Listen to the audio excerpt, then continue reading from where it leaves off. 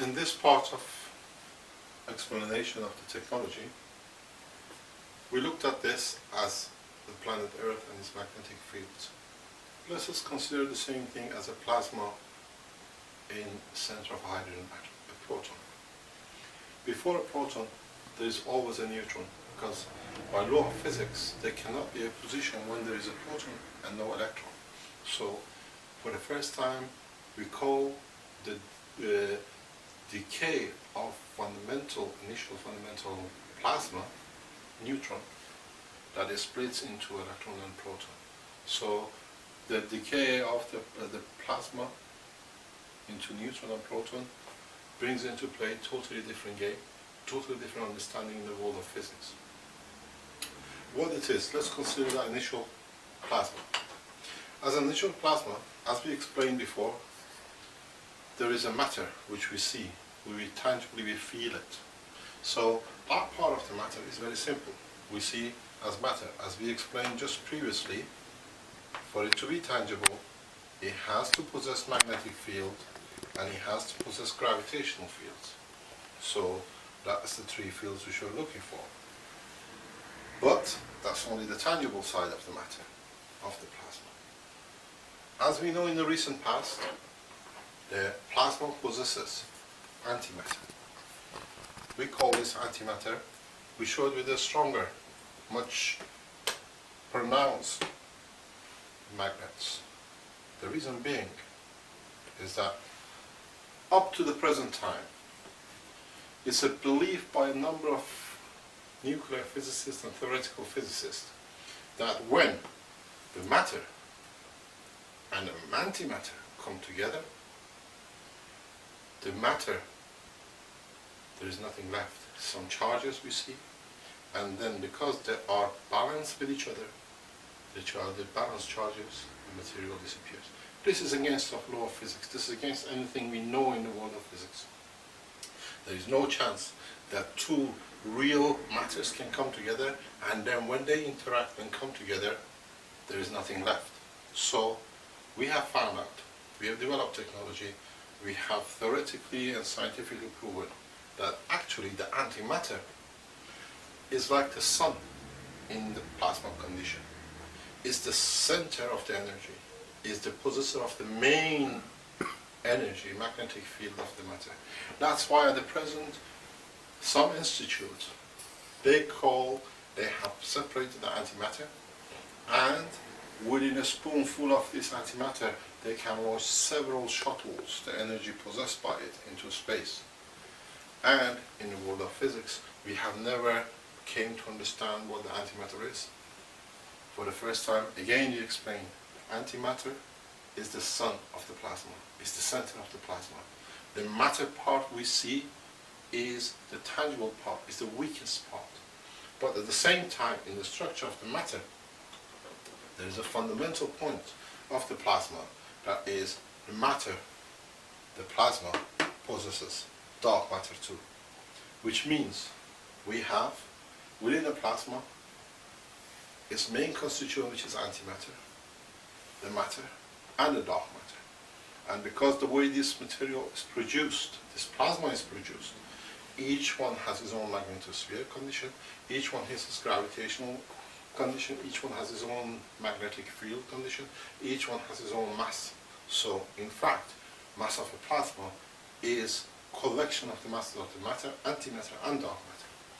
And in reality, the way the plasma comes to be made in the universe, when they come together, they attract other magnetic fields which are loose within the environment. Those loose magnetic fields, which are not similar in strength, they tend to be dynamically rotating within the center of the plasma. We call this one F1. We call it this a torus field. In the dream physics, they call it the wormhole. This is actually a magnetic field because it does not have any other matching fields within it to create its own mass, to create its own gravitational field. These loose magnetic fields rotate within the center.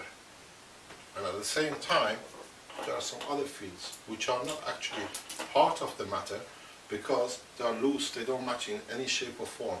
So what happened in reality, they are just loose fields within the plasma. What happened, these plasmas, like the plasma of the antimatter, when it comes close to the torus field, it gains acceleration, it gains energy from it because it's a dynamic. The same happens with the antimatter, and the same happens with the matter component of plasma. In the book, we explained what the dark matter is and what dark matters are and how dark matters are created.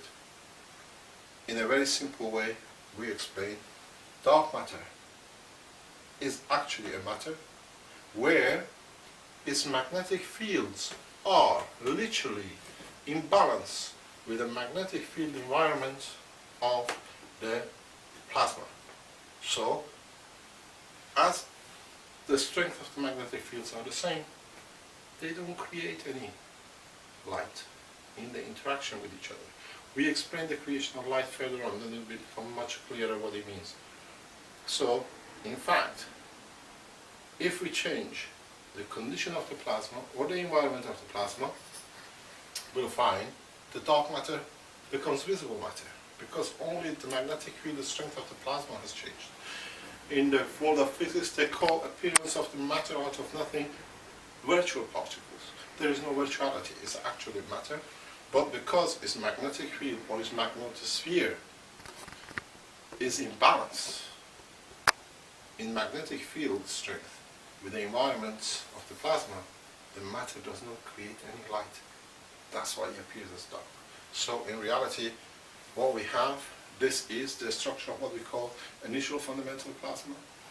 It's called the neutron, and that's what the structure of the plasma is. That's why suddenly scientists see amazing antimatter. Antimatter, there's nothing anti about it. In fact, it's the most fundamental matter part of the plasma.